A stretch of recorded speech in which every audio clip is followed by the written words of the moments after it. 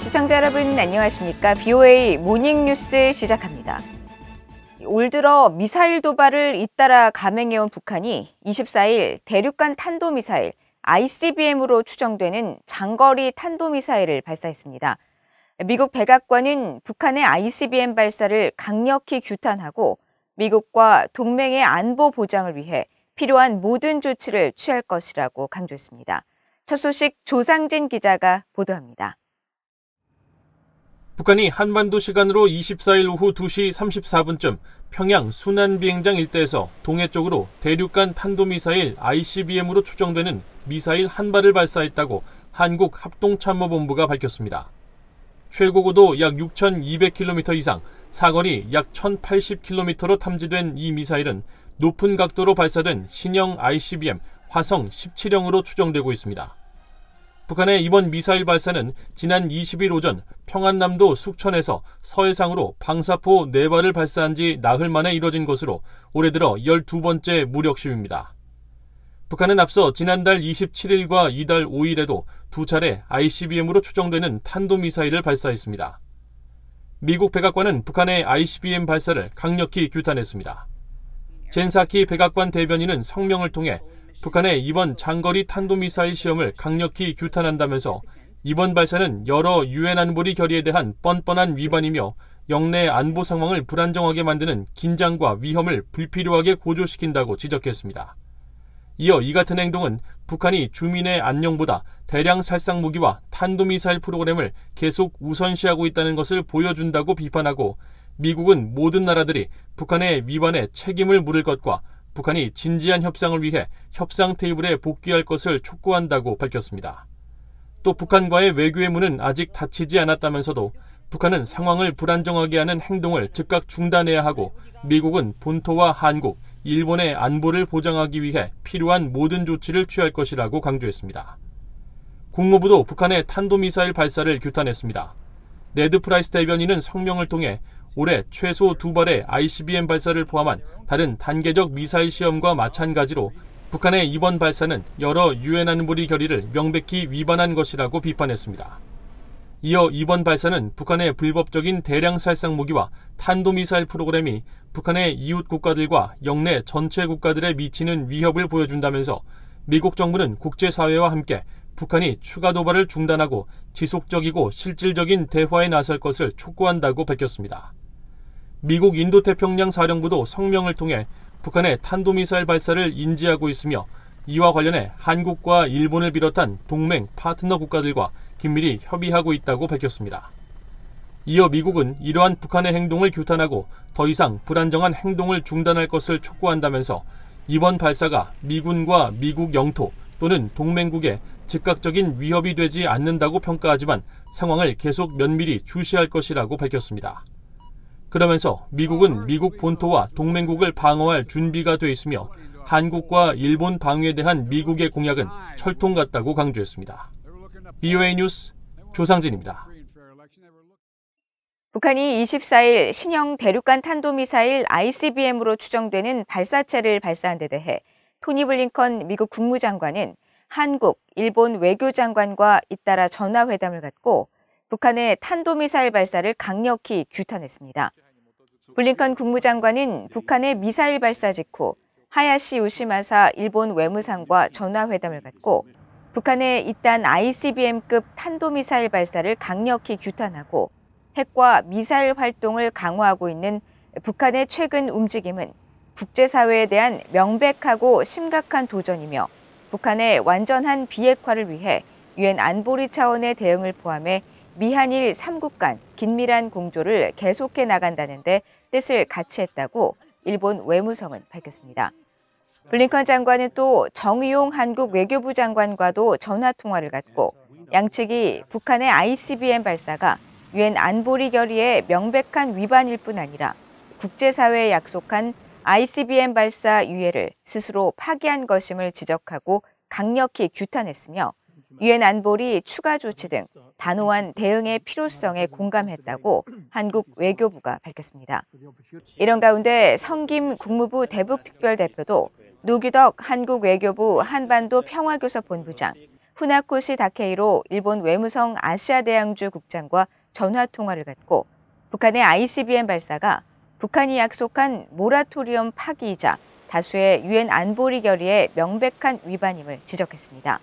이어 이번 발사가 한반도뿐 아니라 국제사회 전체에 대한 심각한 위협으로 단호한 대응이 필요하다는 데 의견을 같이하고 북한의 추가적 긴장고조 행위를 즉각 중단할 것을 촉구했으며 유엔 차원의 조치를 위해 미한일 간 빈틈없는 공조를 강화하기로 했다고 한국과 일본의 외교당국이 전했습니다.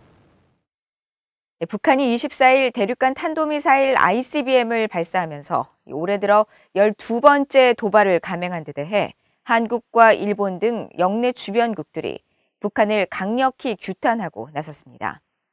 문재인 한국 대통령은 24일 청와대에서 긴급 NSC 국가안전보장회의를 주재하고 북한의 이번 발사는 김정은 국무위원장이 국제사회에 약속한 ICBM 발사 유예를 스스로 파기한 것으로 이번 발사는 한반도와 영내, 국제사회에 심각한 위협을 야기하는 동시에 유엔 안보리 결의를 명백히 위반했다고 밝히고 북한은 긴장 조성 행위를 즉각 중단하고 외교적 해결의 길로 조속히 복귀할 것을 엄중히 촉구한다고 밝혔습니다. 일본 정부도 북한의 신형 ICBM 추정 탄도미사일이 일본 영해 인근 배타적 경제 수역에 떨어졌다면서 이는 용납할 수 없는 무모함으로 강력히 규탄한다고 밝혔습니다. 기시다 후미오 일본 총리는 이날 기자회견을 통해 북한의 일련의 행동이 일본과 영내, 국제사회 평화와 안보를 위협하는 행위라면서 이같이 지적하고 향후 조치에 대해 미국, 한국 등 관계국과 긴밀히 협력할 것이며 주요 7개국 G7 정상회의에서도 북한 문제 대응을 논의할 것이라고 강조했습니다.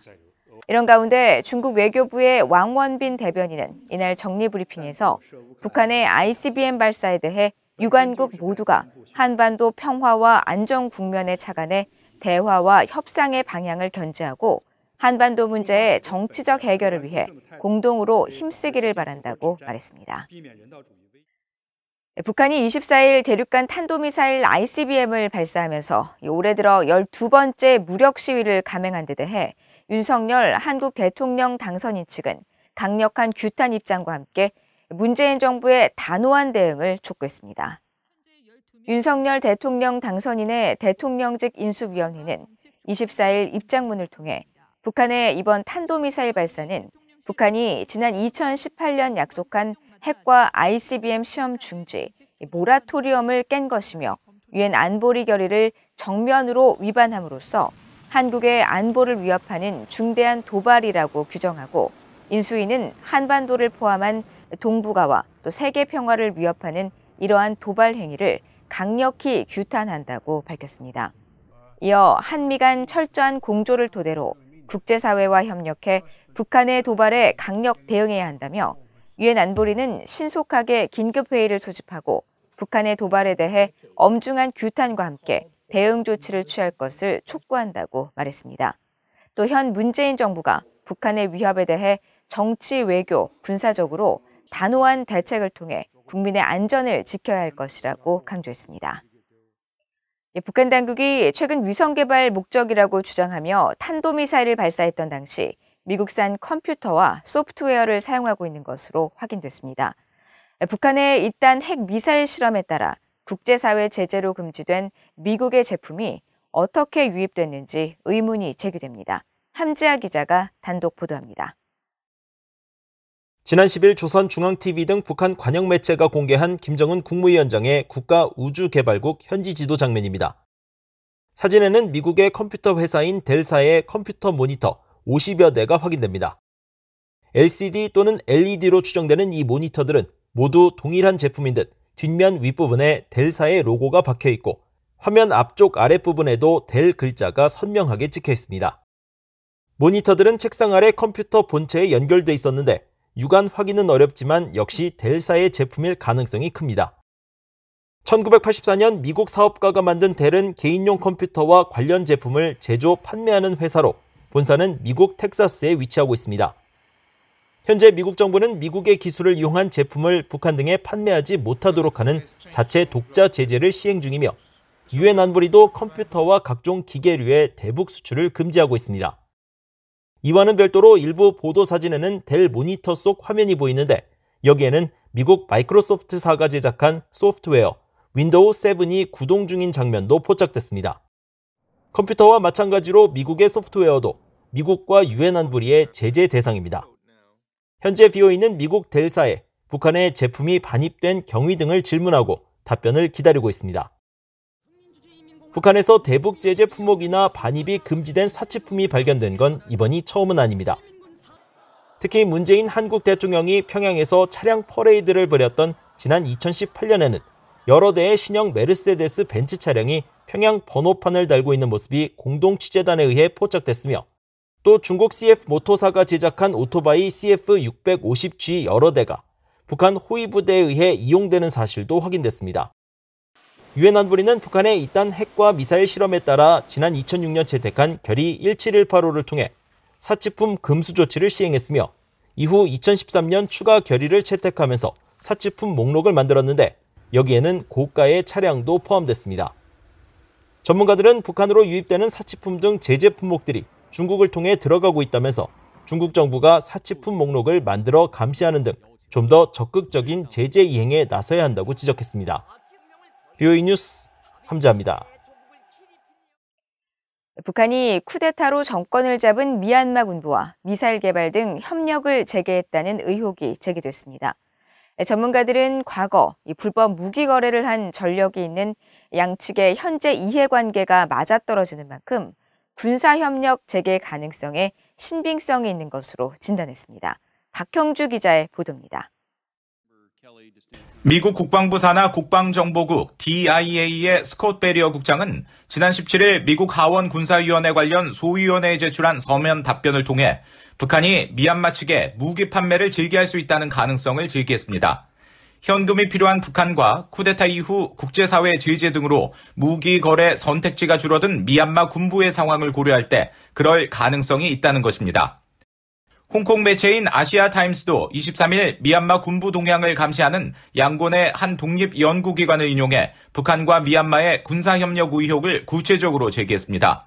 보도에 따르면 양곤의 한 독립연구기관은 북한과 미얀마 군사협력이 지난해 군부 쿠데타 이후 다시 시작됐으며 순항미사일과 탄도미사일, 잠수함 발사 탄도미사일 등 미사일 개발이 양측의 주요 협력 분야인 것으로 파악했습니다. 특히 방위산업국으로 알려진 미얀마 국가 무기공장 여러 곳에서 공동 연구와 개발이 진행되는 것으로 알려졌으며 북한 전문가들이 설계와 생산 분야에서 지원을 하는 것으로 전해졌다고 설명했습니다. 이 매체는 또 러시아와 다른 군사장비 제공자들이 현금 거래를 원하는 반면 북한은 물물 교환에도 항상 열려 있어 이런 점들이 국제사회로부터 고립되고 현금이 부족한 양측의 경제적 이해관계에도 맞는다고 지적했습니다. 1980년대 미얀마에서 근무한 경험이 있는 조셉 디트라니 전 육자회담 미국 측 차석 대표는 북한과 미얀마의 이해관계 그리고 미국의 정보 파악을 주목했습니다.